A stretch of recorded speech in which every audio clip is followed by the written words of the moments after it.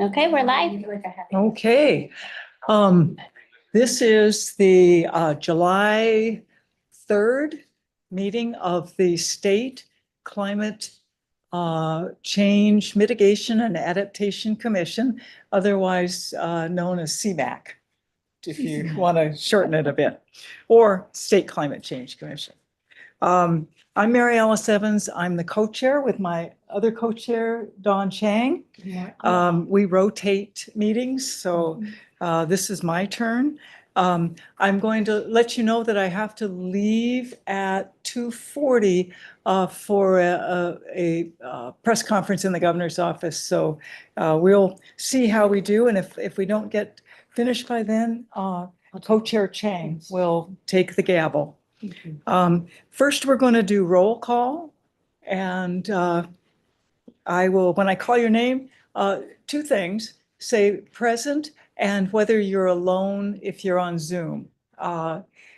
Okay, so co-chair Chang and co-chair Evans are here and not alone. So the representative for Senator Gabbard, Leah. Present and alone. Thank you. Is there a representative for Senator Lorraine Inouye? Excused. Is there Representative Lowen here, or a representative? No. Okay. Do I hear somebody? No, it's Nancy. Okay. Chair. So welcome, Representative Ichiyama. Hello, here and alone. Great, thank you for coming. Is there a representative for the Hawaii Tourism Authority? I don't see anybody, excused. And then the designee for the Department of Agriculture. Present Earl Yamamoto for Sharon Hurd and alone. Thank you, Earl. Oh no, go ahead. Go ahead. I was going to ask someone to close the door. Okay. Is there a representative for OHA? Excused. And is there the representative for the Department of Hawaiian Homelands? Nancy, I know you're there. Hi, yes. Thanks, Okay. Nancy. And then is there a representative for the Department of Transportation? Excused. Is there a representative for the Department of Health? Well, Marianne Rossio from the Department of Health alone. Okay. Thank you, Marianne. And is there a representative for the City and County of Honolulu? Yes, Noel Cole, present and alone. Oh, thank you, Noel. That's great. And is there a representative for the Maui Department of Planning? I think it's excused, right? Yeah. Okay. And recognizing the Hawaii County Department of Planning Director, Zendo Kern. Present and alone, but I'm also joined by my designee, Bethany Morrison. Great. Welcome, Bethany. Thank you. I'm also present and alone. Great. And is there a representative for the Adjutant General? No, excused. And then for the State Coastal Zone Management Program? Deborah Mendez, present and alone. Thank you very much, Deb. And for the Director of DBED? Yeah, that's me, Mark Lick, and I'm present and alone. And I know that we also have Monique Schaefer here on the Great. pitching as an alternate. Laura, I think she's with Department of Transportation. Oh, Laura good. Cosgrove. Hello, welcome for the Department of Transportation. Laura, can you introduce yourself? And I know you're present. Aloha, everyone. Laura Ka'akua for Hawaii Department of Transportation. I'm present and alone. Thank you, Laura. Okay, that concludes our roll call. Sorry, I just want to also note that Katie has also Oh, made it. Katie. Apologies for being late. No, We're happy that you're here. Thank you. Thank you. That's terrific. All right. Okay, we're going to move on to our next matter of business, and that is our, wait, are there any announcements? Leah, would you like to acknowledge our staff? Yeah. Aloha, Leah Laramie, State Climate Commission Coordinator. We also have helping us out here, Gabby Sandoval, which this will be her last meeting. We also have here James, who's another Vista with the Energy Office. We have Alyssa here, who will be starting, or I guess has started with the Energy Office as AmeriCorps Vista. We have Bill and Jonathan and Amy. And well, Amy's with Sea Grant, everyone else is with Climate Commission. And then we also have a nice guest here, Basher, who's actually going to be helping us with some cool things. And we have Udi and Jen. So we have a full Great. house today. Wow. You have a full house. tonight. Yeah. That's great. That's Mhm. fabulous. That's great. Okay.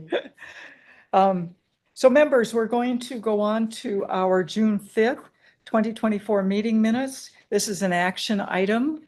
Are there any comments from members of the public on the minutes? Seeing none. Members, any questions or changes or comments on our June 5th meeting minutes? I believe Yeah. DHHL submitted non-substantive clarifications for the minutes. Great. And they've been incorporated. They've been incorporated. Thank you so much. Okay, if I don't. Chair, Yes, Earl from Yes, Department of Agriculture. As I was not at that June 5 meeting, may I refrain from voting or will that screw up quorum? I mean, I was going to, since we have a quorum, Earl, I was going to use instead of a roll call vote, I was simply going to say if there are no objections, the meetings are accepted as circulated. okay, understood. Okay. Thank you. Are there any objections to the minutes as amended and circulated? Seeing none, the minutes are accepted. Thank you all for that. Okay, we're going to move on to our next item of business, which is going to be the presentation from the Permitted Interaction Group on the Climate Change Mitigation and Adaptation Commission Work Plan. And we've got a PowerPoint for this, so we're going to load that up now. There it is. Okay, so we'll go to the next slide. All right, this work group met 3 times, March 20th, April 17th, and May 15th. There were attendees from the following members of the commission: OPSD, DLNR, the State Energy Office, the City and County, Department of Health, Department of Homelands, and Department of Transportation. Next slide. And we worked on the work plan for the commission for the fiscal year 24-25, which started on Monday and runs through June 30th, 2025. And this is a report. So this is meeting 2 of the 3 meeting rule for the Sunshine Law. That means that I'm reporting it out, but we won't have discussion and action until the next meeting of the commission. So we are recommending to the commission that members will work with their own divisions and agencies in their departments and programs to identify climate-friendly projects for the fiscal biennium 2026-27 budget requests. And these budget requests will go through the executive branch's review, which means that they will be looked at by the Department of Budget and Finance, the Attorney General, and finally make their way to the governor's office policy team. And we're also recommending that departments look at the projects that they are moving forward for climate impacts. We are recommending that we increase partnerships between the state and county agencies, develop projects based on DLNR's Office of Conservation and Coastal Lands, Coastal Erosion Management Plan for public facilities and beaches, increase public building energy efficiency. This is an initiative that started with the Hawaii State Energy Office, but is statewide and county-wide as well. Accelerate fleet transition and support to electric vehicles, and to reduce heat stress and disease in vulnerable communities. This is an initiative that the Department of Health has asked to be part of the commission's work. Next slide. So this one, we're putting it in because we want to remind the commission members of we've adopted a project from the Environmental Protection Agency's climate adaptation roadmap, and we wanted to just put this in as part of our work plan recommendations. And that is to integrate climate adaptation into programs, policies, rulemaking processes, and enforcement activities, consult and partner with Native Hawaiian organizations, non-governmental organizations, community groups, businesses, federal agencies to strengthen adaptive capacity and increase resilience with a particular focus on advancing environmental justice for our vulnerable communities. Implement measures to protect the state's workforce, its facilities, our natural environment, our critical infrastructure, supply chains, and procurement processes from the risks posed by climate change, measure and evaluate performance, and identify and address climate adaptation science needs. Next slide. So our policy recommendations are a little different from our fiscal recommendations, and that is to review Hawaii Revised Statutes, Chapter 225P3. That's the chapter that created this commission, and look at the language, and that was done in 2014 and updated in 2017, Leah? I believe so, yeah. Yeah. So it's been about six or 7 years since it's been updated. So it's time to take a look at it and see if it still aligns with the science of climate change as we now know it. And also we want to recommend that there may be some membership changes, which you'll see on the next slide. And then the other recommendation is the climate disaster resilience budget package for the next fiscal biennium. Next slide. Going back to that recommendation to consider changes to commission membership, we think it's important that DAGs have a representative on this commission because they have a lead role in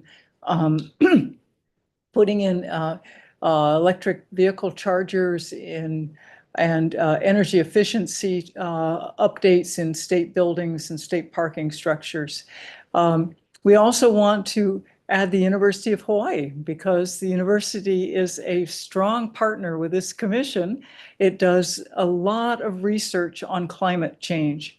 And we also want to be sure that we are inviting Native Hawaiian organization representatives, Care for Aina Now, the governor's special advisor, Dr. Fletcher for Climate and Resilience. And we also think that the Coastal Zone Management Program may be well represented by the representative for the Office of Planning, so that may not need to be a official member of the commission. Next slide. This is a recommendation that future CCMAC meetings encourage engagement with vulnerable communities around the public health networks for heat-related disease prevention, and also planning for safe routes to schools. These are federal funds that allow for the adding sidewalks and bicycle routes on streets that access schools. Okay, next slide. That's it. So thank you all. We'll have a discussion and perhaps action at the next meeting of the commission. So now moving on. Could I just also just add in, those slides were all shared with you folks, so you have access to them to review for discussion for next meeting. They're also available on our website and on the state calendar. So we're not providing any input at this time. It's next meeting. Next meeting, yeah. But no, I'm going to ask if the public has any comments, because every agenda item needs to have the opportunity for the public to provide comments. Anybody would like to? Yeah, seeing, okay, well then it will come up again at the next meeting, so there'll be plenty of opportunity to provide comments. Moving on to agenda item 4, I'm going to ask Leah to do a presentation on the year of climate action. Leah. And before I get started, I failed to recognize at the beginning of this meeting is also, we do have Chip Fletcher joining us, who is the governor's special Chip. advisor on climate and resilience. So mahalo for joining us here, Chip. Do you want to say anything or? Thank you for the invitation, and it's great to see everybody. Thank you. Mahalo, Chip. All right. So for the year for climate action, as you folks know from our previous meeting, there we go.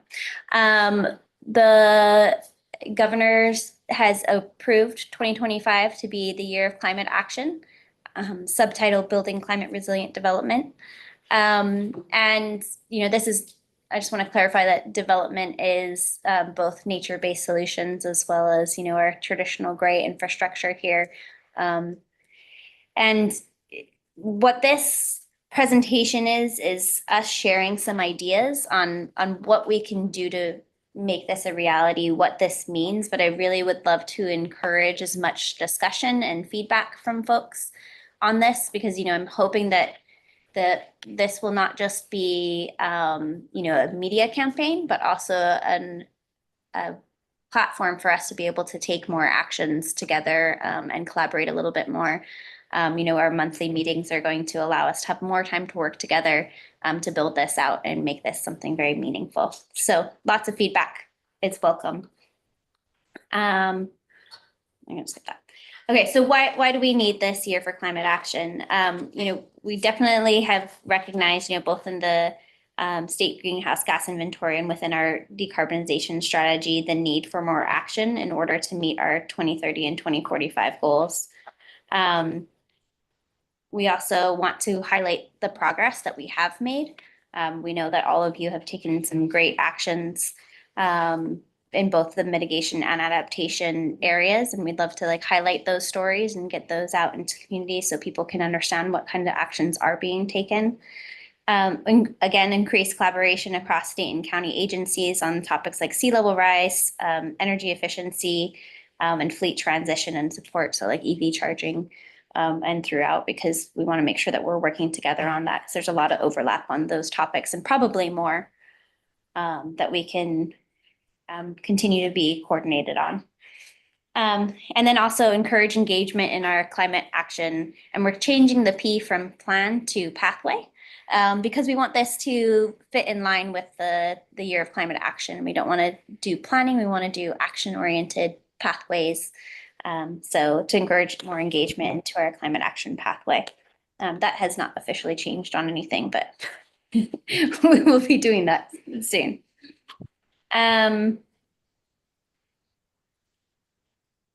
So our proposed actions are identifying 3 major actions for climate action in 2025.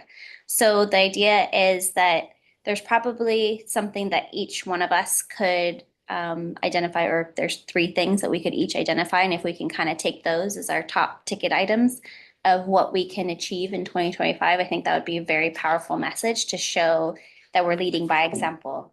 And we're hoping that we can, provide any assistance that you folks would need in identifying and implementing those actions with our amazing team that we have here. And also, we are asking the U.S. Climate Alliance for additional technical assistance to help roll that out. Another proposed action is implement actions identified in the Hawaii Pathways to Decarbonization report. So there's several pages of recommendations that have already been outlined there. I think it would be great for us to go through those and identify which ones we think are either more achievable or that we'd want to start working on and propose those forward for the legislative session. Prioritize existing lead by example laws and mandate energy efficiency efforts in state facilities.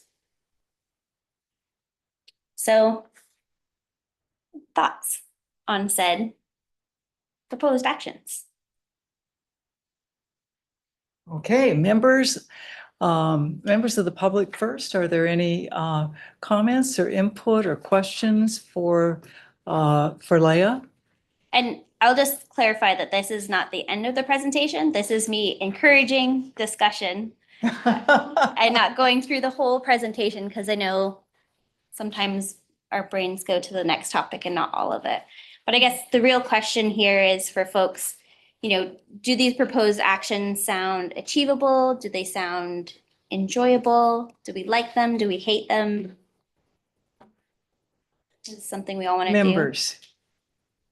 Amy, you look like you I want to have a say. clarifying question. Yeah. Great. Claire. Is that 3 actions per agency or like 3 actions that the Climate Commission will be championing 3 actions per per agency. agency? Okay. Yeah, I saw a question over there. Go ahead. No, maybe it's not quite, maybe a suggestion. I like the catchiness of 3 actions for all the agencies, but that could be something that's rolled out more statewide for, for members of the public, for companies, as part of the year of climate action, to choose 3 actions. Okay, other thoughts? Chip, go ahead, Chip. Go ahead, Chip. Yeah, thank you. These look great. They all seem to fall on the mitigation side. Are we going to think about adaptation actions also? Absolutely. And I would say that the 3 major actions would be adaptation and mitigation. So you could choose if you want to do a mitigation or adaptation action. So I don't think it has to all be within mitigation there. But yeah, a major action could be. Oh, I can give an example, Yes, Leah. thank you. The state's coastal zone management program got some funding from the legislature to continue its work in analyzing state facilities that are vulnerable to sea level rise. And there are a lot, and we've mapped them. And we've also developed a plan to create a vulnerability assessment checklist that the operators of those facilities can use that will standardize the risk analysis, which will allow us to ask state agencies to ask for funding to do either a retreat or an adaptation, speaking to your adaptation question, that will make those facilities more resilient in the face of sea level rise, groundwater upwelling, brackish water attacking, rebar and foundations, all of those climate change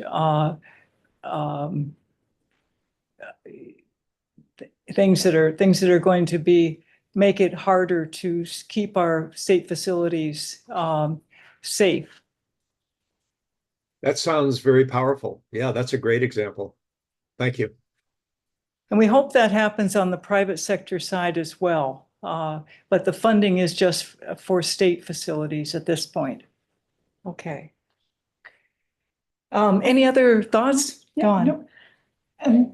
I was telling Leah, I'm mulling over and trying to figure out how to articulate. I think for me, I see Year of the Climate Action. How do we make this relevant for the general public to participate and to engage in.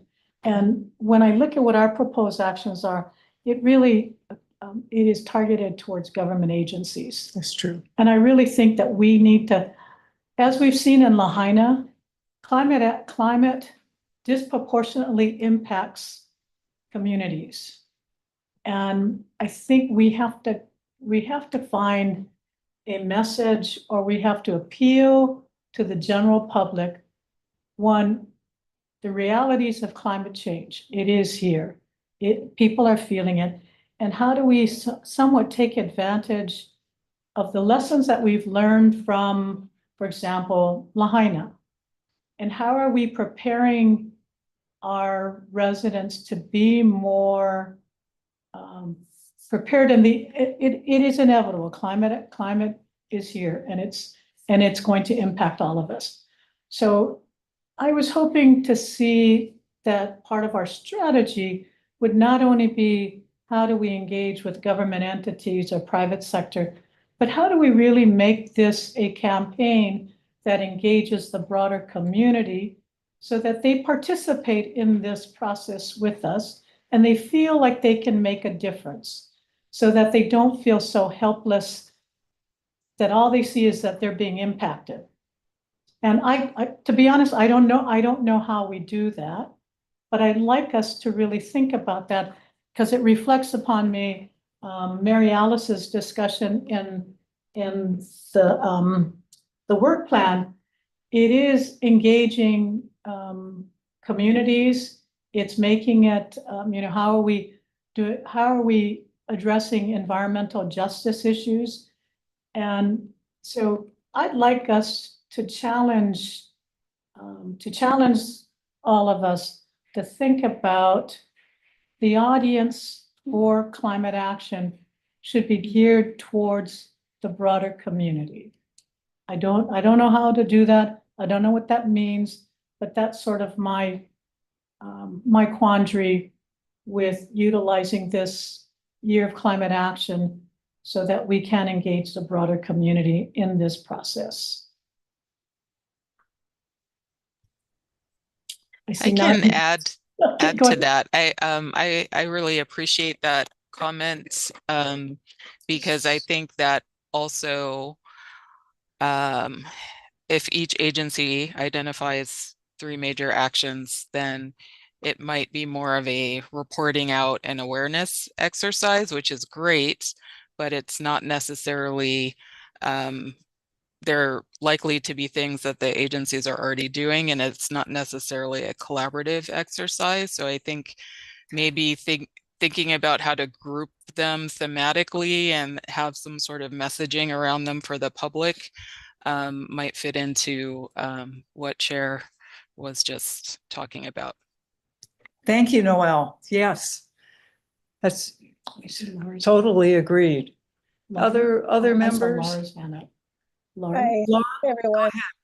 Yeah, I'm agreeing with what everyone has shared. I think the Pathways to Decarbonization report gives good guidance to all of the agencies and to the public on actions that we can all take. So I just want to make sure that the 3 major actions per agency, or whatever we're encouraging people to do, is really kind of simple and clear. So maybe there's like taking the Pathways report and distilling it down into some nice graphics, because I think it's laid out for us, based on sector. And I guess what I would want to avoid is an agency listing in their 3 top actions something that wasn't identified or doesn't align with the recommendations of the Pathways to Decarbonization report. So maybe it's just a combination of some of the bullet points there, or a merging of some of the bullet points there. Mm-hmm. Thank you, Laura. Mark, you heard that. And you have Monique on the line as well, who has reported, I think, on the, the decarbonization report in the, was it the April meeting? May meeting? Okay. One of those meetings. Yes, and it bears, Laura's right, it bears repeating as well, because it's a foundation document for us in terms of both research and community engagement and policy work. Thank you. Any other comments from members? Can I just note that do have a representative from HTA join us? Oh, yes. Kalani. Welcome, Kalani. Thank you for joining us. And feel free to jump in the conversation. Yeah. Monique? Yeah, I totally agree with what everyone has said, and appreciate the shout out to the Pathways report. But I do want to just make sure and make it clear that that was mitigation. So, riffing off of what Dr. Fletcher said, the Pathways report should be kind of the foundation for mitigation actions. And if we parallel like a similar report, for example, that I don't know, what the report is, but a similar report for the adaptation side, and really think critically about which agencies should be pursuing mitigation, which agencies should be really pursuing aggressively adaptation, and then which agencies really should be pursuing both and doing so simultaneously. So just want to make sure that the decarb report is used really just for the mitigative actions. Thank you, Monique. Any other thoughts? Chip, I see you waving. Yes, go ahead. Yeah, Monique, that's a really interesting concept, an adaptation pathways report. That's an interesting thing to think about. I was going to comment that to get the community involved, a sort of an advertising campaign or a public announcement campaign that hits all the various forms of information delivery. Used to be we could just produce some commercials and put them up on the major TV stations, but that's not going to cut it anymore. And I recognize that this will take time and money, but we changed the world with advertisements about drinking and driving. We changed the world with advertisements about smoking cigarettes and seat belts. And I think we are way past due in changing the world with regard to understanding the details of climate change in the same capacity. Yeah. Thank you. Thank you, Dr. Fletcher. Other comments, input? These are helpful inputs. Yeah. I just have Laura. one more. Sorry. The original question to clarify if these are actions that we're taking per agency or as a commission. Do we want to add to this? I realize the plan, just completing the plan is a big one for the commission. But I'm just wondering if there's maybe one or two goals that we want to make that only would be possible with this commission working together across agencies. Have you got some examples in mind, Laura? I guess I'm just thinking, if there's one particular bill that we all agree on and we're all going to push on, I don't have I don't know what rises to the top of our priority list, but it might be helpful to have one thing that we want to pass this year. Leah had mentioned it anyways, in terms of referencing legislation. It doesn't have to be legislation, but maybe just something to keep in mind, and we can come back to it later. Yeah, I think that's discussed a little bit in next steps there, but I think that's a really good thing to think about. I'll also add, I think this prioritize existing lead by example laws and energy efficiency efforts. And also fleet transition is something that I think the commission is going to help to pursue a little bit more and try to look at how we can cohesive address those things. Because I think every single agency needs to do all those things, and we want to try to find a way that not every single agency has to reinvent the wheel to do that. So trying to find pathways for folks to meet those kind of overlapping goals, as well as sea level rise is another one that we've been working super closely with CHIP and Sea Grant and OCCL and CZM on. So there are a few that the commission itself is looking at, and those are the ones that are a little bit more cross jurisdictional, but I definitely agree that the commission coming together and helping to pass legislation or identify best ways forward for that is a really good idea. I think, Laura, in the discussion we had, I think Chip, where we were there with the governor, I think the governors would like to make a big push for the green fee. And if that can be packaged with this, with the year of the climate action, and that there's, how are we going to use those funds? Because I think some of the comments that we got back from the legislators was that many of them did not feel that there was a connection between the fee and what we were going to use the funds for. So I think it's looking at some of those kinds of taking the time from now until legislative session to strategize on that effective message, the connection between the collection and I think that brings into HTA, but trying to make it relevant, and maybe that is more, some of the adaptation. How are we working with communities to be more resilient, and using some of those fees to partner up with communities to help us to be more resilient, and in adapting to the climate change. But I think that some of those are the kinds of things that I was thinking of, and I think the governor in that conversation is how do we move all this initiative together so it's viewed as one package? Because over the last 2 years, we've not been successful in moving the green fee. So if we could, use this as the momentum to move that might be a legislation that we can rally around. Just to note, there's a comment in the chat. I've now disabled the chat, which I was supposed to do earlier.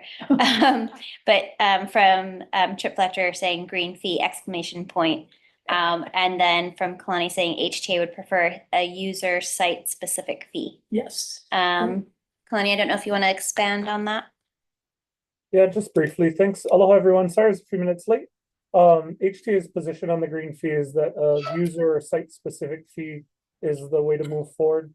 We'd also articulate that the TAT generates a significant amount of revenue, and that the legislature's discretion of how that gets dispersed is an opportunity to address, I think, some of the climate challenges that we have, as well as conservation. So 2.3 billion was collected last fiscal year in TAT and GET combined from visitors. Thanks. Thank you, Kalani. Other comments? I'm seeing none. I think, no, this an action item? No, this okay. is just, but I have one more slide. Okay, one more slide. So yeah, thank you everyone for that great discussion. Actually, let me just go back real quick. This isn't an action item, but I just want to see if everybody's comfortable with these like 3 major actions per agency, because that does put a lot of onus on your folks' agencies. So is there anybody opposed to it? Would you prefer a different number? Everyone's happy with it? Okay, cool. Any other points that people are uncomfortable with? Aaliyah, yeah, Earl from Department of Ag.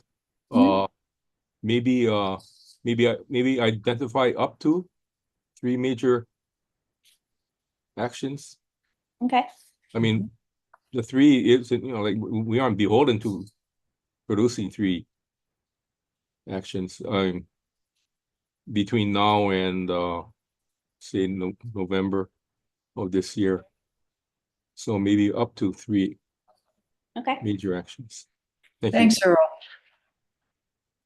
Okay. Laura, did you?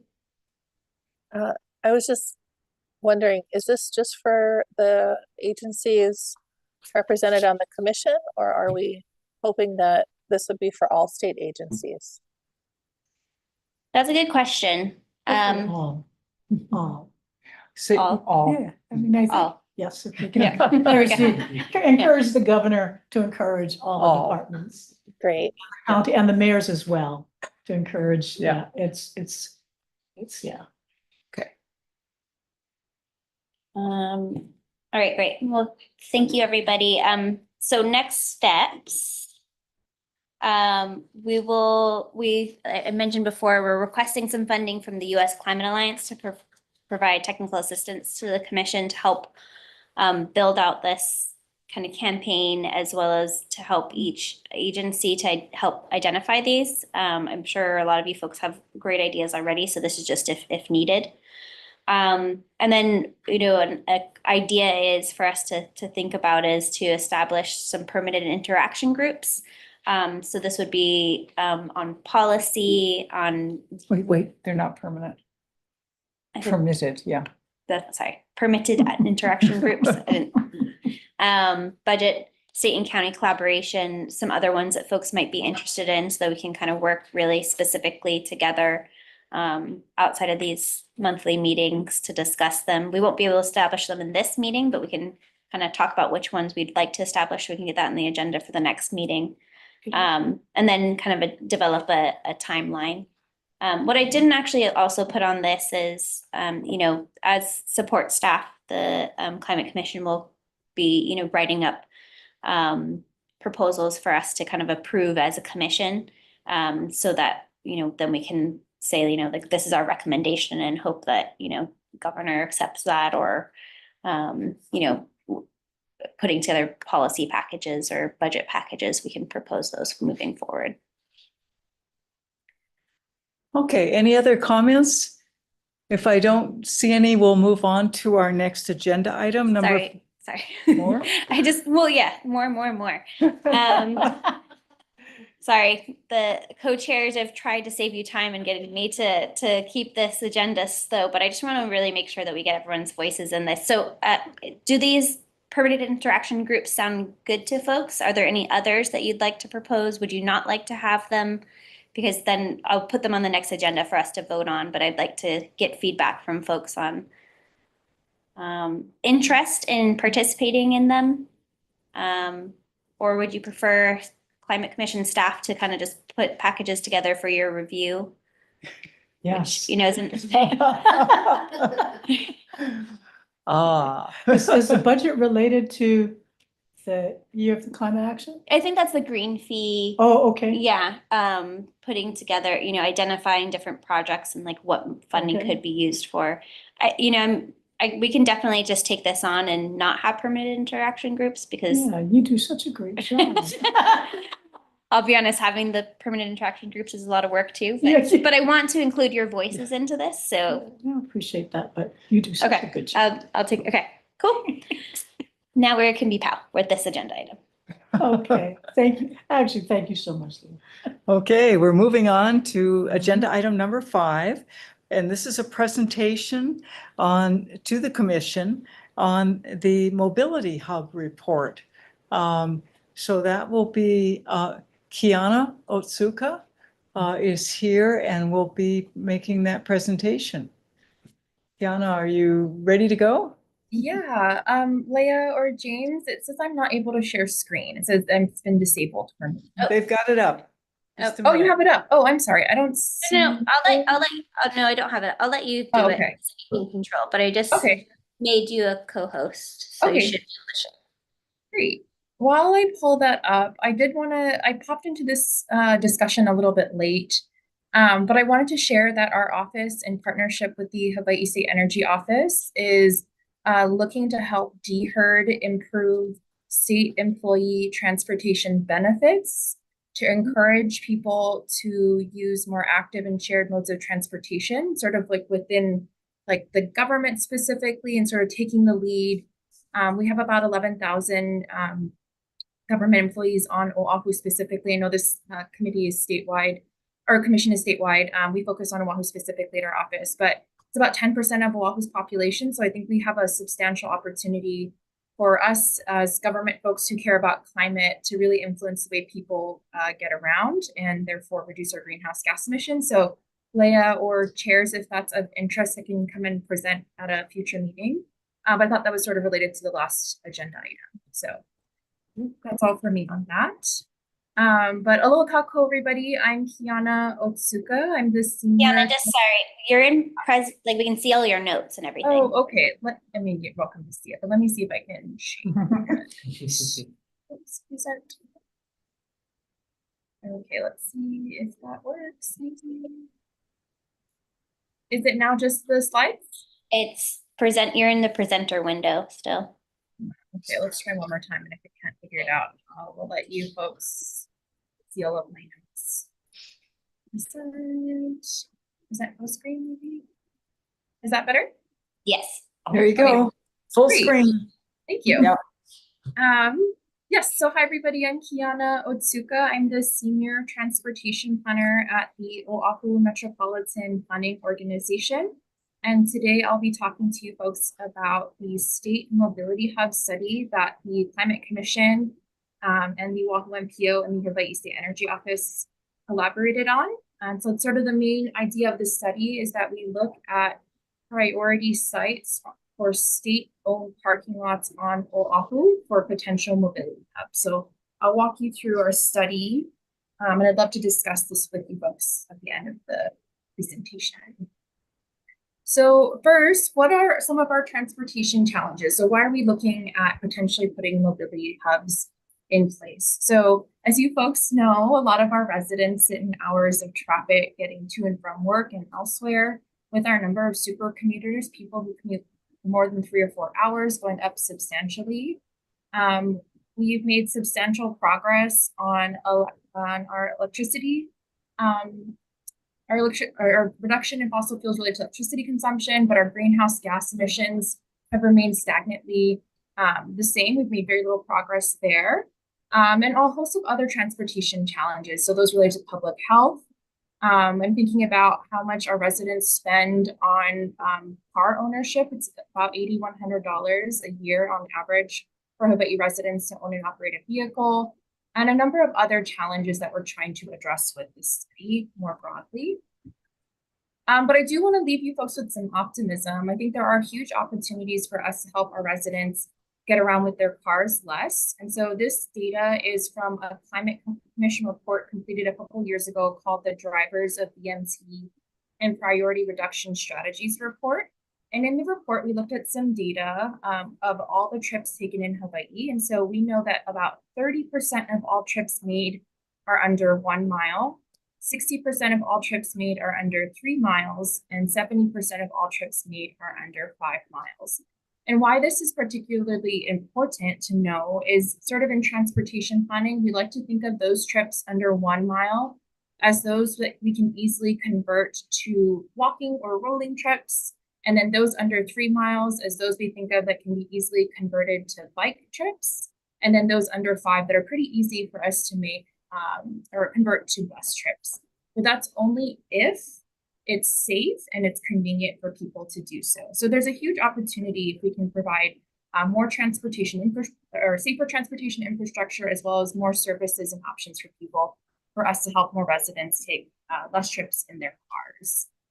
So that's where the mobility hub comes in. So a mobility hub is simply where we co-locate transportation services as well as other improvements to the public realm. So the graphic on the right, you'll see different modes of transportation. You'll see a bus and a train, but this can also be paired with things like affordable housing, maybe a cafe, maybe a library, for example, any sort of public space and green space and trees. Really just trying to think about making this a desirable place for people to use different modes of transportation. Really the point of a mobility hub is to make our trips more multimodal by making them more convenient, more seamless, and more enjoyable. And sometimes mobility hubs are built on existing parking lots. So that's sort of the point of the study, is to look at state-owned parking lots and potentially see what their potential is for mobility hub. So the sort of the vision for this study came from the State Transit-Oriented Development Council. And their strategic plan calls for a more strategic use of state facilities, where we enable more walkable communities that are served by public and multimodal transportation, as well as allowing our residents to have more ready and affordable access to their necessities of daily life. And so a mobility hub can certainly fill that gap for a lot of folks. And again, out of this sort of vision and some of our transportation challenges and opportunities came this really unique partnership.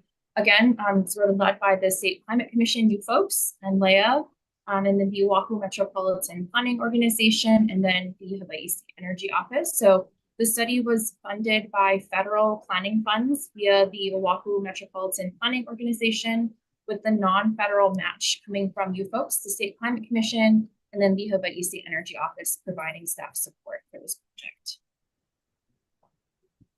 And again, really the study purpose and goals were to look at our mobility and our resiliency, equity, climate, and economic needs of our island's residents. Again, identify potential state-owned parking lots for potential mobility hubs.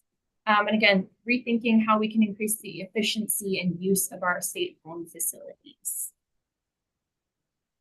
As part of this process, we invited some of state and city and federal agencies to be on our working group. So I just want to very quickly mahalo the folks that are on this slide for providing input throughout the process. So thank you, city, state, and federal partners. As part of that process with the working group, we went over looking at what kinds of elements and amenities are most appropriate for different sizes of mobility hubs. So we sort of divided the island into small, medium, and large, more briefly what we can think of as rural, suburban, and urban sites, and figured out which sort of amenities belong in these different size sites. So some amenities, for example, that could be in a mobility hub are those related to transit and trip making. So maybe real-time transportation information. So when does the next bus come, for example, somewhere to purchase your transit ticket. So a Holo card on Oahu, for example, somewhere to keep your bike or charge your bike. So bike parking, both short and long term, maybe a bike share like a Biki station, also giving priority access to people walking, rolling, and biking. So it looks like providing safe facilities for people to get to mobility hubs. And again, other amenities. So we talked about affordable housing, but it could also be some sort of community space, for example, a farmer's market, maybe a cafe, any sort of retail, and really creating a really comfortable, really desirable location for people to go to. Again, we divided the entire island of Oahu into potential small, medium, and large sites. And so this is our small or more rural typology visualization. So as you can see, there is a bus pullout area. There's a nice wide sidewalk. And there are other amenities nearby. This could be near a school, for example, but it could also be in a sort of town center in the more rural parts of our island. Our medium typology is a little bit more suburban style, but could also be a more urban area. So again, you'll see sort of bus facilities, parking, there's EV charging nearby, bike parking, things of that nature. So this could be a more suburban or urban area. And then the large typology is really focused on a really urban area, often paired with some sort of frequent transportation. So this could be near a rail station, for example, but this also could be near what's called bus rapid transit, where we have dedicated infrastructure for buses where they run really frequently. So you'll see both rail and sort of bus services. There's bike parking nearby. There are nice wide sidewalks, nice bike lanes nearby. So this is what really a more urban style mobility hub could look like. And as part of this process, we also developed a social climate vulnerability index. So this really helped us to prioritize what sites on Oahu do we want to spend more time looking at. And so we developed this process again using the study's goals and sort of different agency input. And so we looked at demand for transportation and movement. So that includes data related to population, employment density, our existing pedestrian and bicycle network. We also looked at the opportunity to reduce vehicle miles traveled. So we looked at commute mode. So how many people are driving alone, for example, and looking at those trips under 3 miles. Again, those trips we can easily convert to walk bike trips. Then we looked at our climate index. So we looked at CDC data on socioeconomic factors, as well as exposure to hazards, so flooding and sea level rise. And then we also incorporated some equity data. So looking at where our low income folks, a big Keiki Kupuna population, air pollution exposure, zero car households, and Native Hawaiian populations.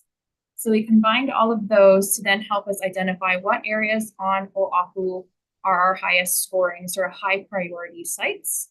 And so the darkest purple is sort of our high priority sites. And then all the way down to the yellow are sort of our lower priority sites. And I'll pop into the chat a map where you can zoom in and out if folks are interested. But We'll send it out since we disabled the chat. but we Oh, can- okay. Thank you, Leah. And then moving forward, sort of next steps. So this is really step 0 is identifying priority sites. But we'll have to look further into feasibility of the sites. For example, location, is location a really good site? What existing policies might forbid a mobility hub? Are there any zoning changes, for example, we need to make? Do we need to purchase any land to expand the size of a mobility hub, for example, or have an agency agree to give us part of their land? And also public engagement. So we want to engage from folks, especially what kind of amenities would most benefit.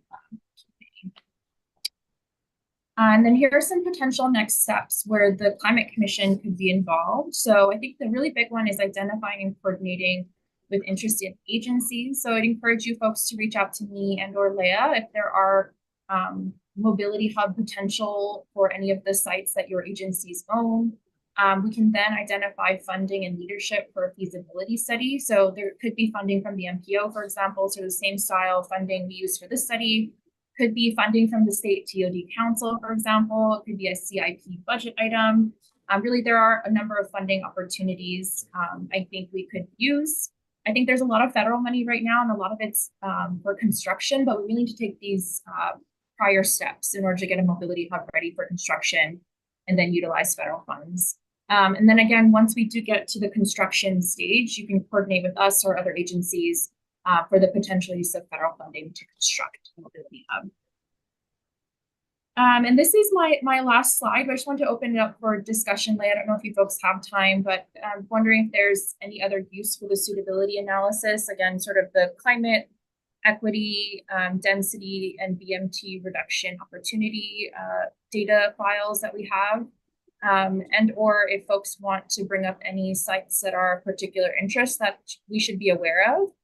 So I already have a meeting set up with Nancy. Thank you, Nancy, for setting up a meeting from another meeting we're both part of, as well as DPP to talk about potential feasibility studies for mobility hub. So I'll leave it there, Leah.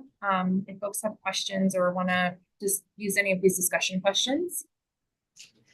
Thanks, Kiana. Just really big mahalo to you. This is a Climate Commission project that Kiana pretty much led and did a lot of the work, and also to James, who took over our parking inventory, which is something that the state didn't have, and actually used both Google Maps and actually physically went out and counted parking spaces. So we knew what kind of facilities we had. So that was a lot of the time spent there. So really big mahalo to you for putting that together. Do you have that available? We do have that available.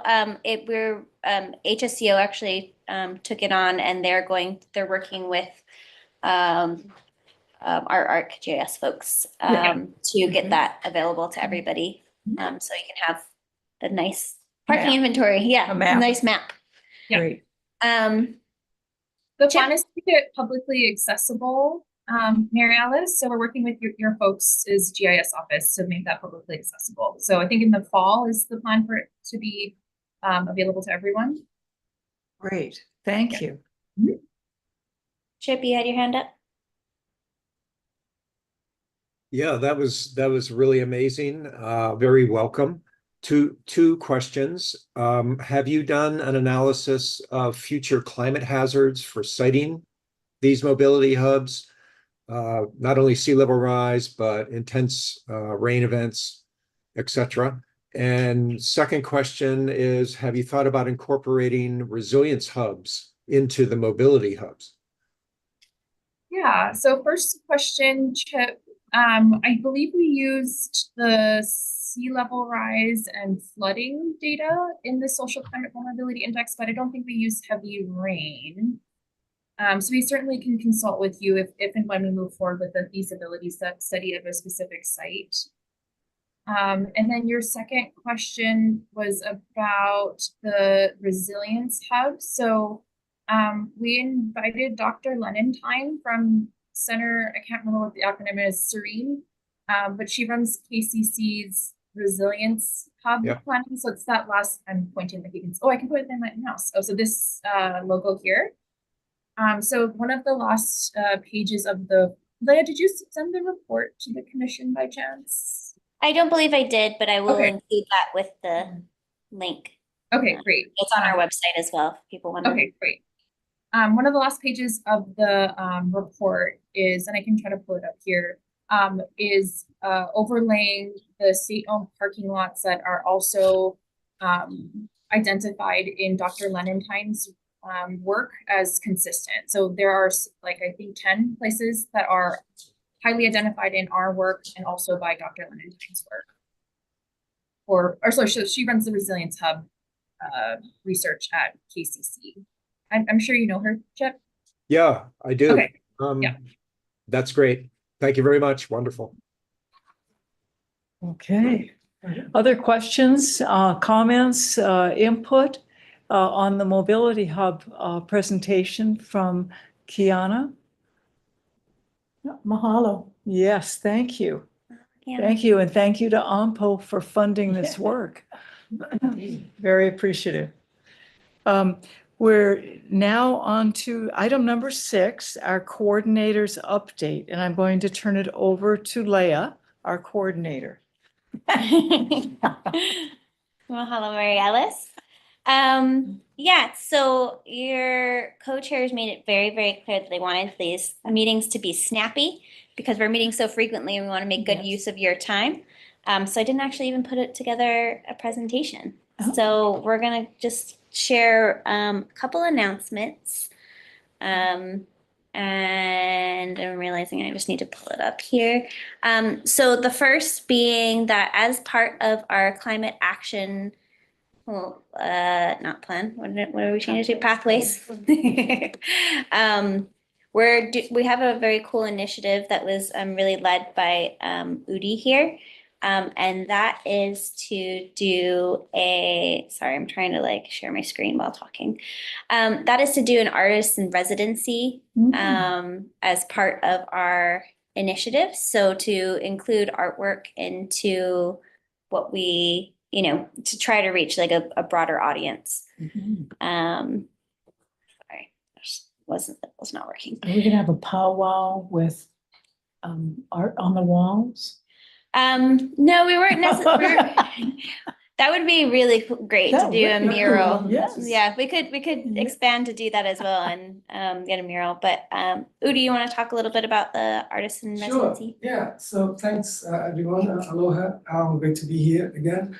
So yeah, we're very excited about this. It's a kind of innovation around this and it connects with what you shared before about the importance of public engagement and raising consciousness. And obviously artists are experts at this in multiple ways. So the proposal is this, that we're gonna invite a call out to select 4 artists to be part of this process that I shared about in the last meeting, the climate action pathways development with different working groups.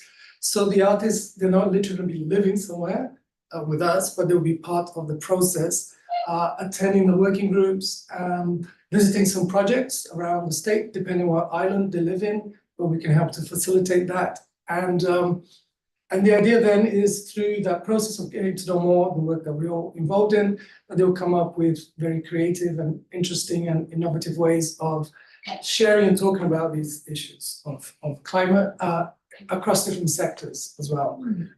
And then we also have a partnership with the State Foundation for Arts and Culture. So they're going to be hosting the exhibition there at Capital Modern in the fall. So, and we're also collaborating with Sea Grant as part of that, because they have also a project around symphonies of the ocean, where they have musicians developing this. So they're going to also be performing there as part of a kind of launch event. And through Sea Grant, there's also kind of engagement with schools around developing artwork, more in relation to oceans, but there will definitely be overlap with the work Interesting. that we're doing. So this is going out very soon. Hopefully next week we'll put out a release and a social media outreach for this. But we can begin to tap into networks. I know of artists, people that be Kama'aina artists who will be interested in developing this kind of. So I think this will be definitely great to coincide with the year of climate action next year. And artists, it's across a range of media that's open to, right? So it's we're leaving it open to what the artists are engaged in the media of choice. Looking forward to see what they create. I know, right? It's gonna be Interesting. Thanks, Lady. Any questions on that? Another cool initiative, I'll let Amy introduce that we're working with Sea Grant on. Thanks, Leah. You're welcome. I thought you said yeah. Yeah, I know. Okay. Afternoon, everyone. So we have with us one of our summer RAPA fellows who is an 8-week fellowship with Hawai'i Sea Grant, and it's Bashar. He's right here. Hi, everyone. And among the projects, he's a very ambitious young man and has a few different projects that he's working on over his fellowship period. One of them is to help the Climate Commission to build a platform for community engagement, for people to be able to share their stories of how they're engaging in community or in climate action as we head into the year of climate action. So we're still working out some of the details for that, but basically a storytelling platform through Bashar has produced his own movie in the past that was shown at the last COP about climate change impacts in Bangladesh. And I'm gonna let you introduce yourself and say hello as well. Aloha, everyone. I'm Bashar. Yeah, I'm very excited to be learning about Hawaii and all the climate action work that's going on. So it has been a learning process. I'm in my 3rd week of my fellowship, but hopefully in the next few, I hope to create a tool of some sort that can facilitate a lot of the work that is going on in Hawaii and just amplify the stories here. Oh, that's exciting. Wow. So if you would like to be interviewed, to be featured, Basha will reach out to you and we'll do an interview, and then you can be hosted on this We can make website some story map type of a recommendations tool. Yes, that would be great. Yeah. That is exciting. Yeah, cool stuff. And then on a sadder note, we have to say a hui ho to our AmeriCorps Vistas. This is both James and Gabby's last Climate Commission meeting. James gets the delay because it's his actual last day. We're going to celebrate Gabby more. It's not because we prefer one over the other. But if you can all join me in a huge mahalo to them because they've done such amazing work. And in a happier note, we have Alyssa here, who is going to be HSCO's Vista for the next year. So she's getting to work with James a little bit here and have the transfer over. So we'll be welcoming you aboard. So thank you for coming.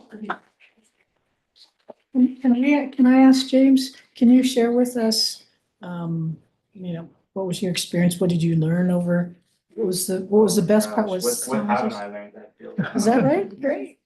Yeah, so just a summarization of the story is, I came here last June. I'm not originally from Hawaii at all. I'm originally from New York, Long Island. So I guess maybe that's the connection, a little bit of Islander there, transitioning all the way over here, and was really pulled into the Climate Commission at a really weird time. When HSCO was trying to replace a Vista ship that's been vacant for about 6 months or so. And I had just graduated university and looking for something that was in the scope of climate action, being able to work with a whole bunch of different community partners, and that's where AmeriCorps came in.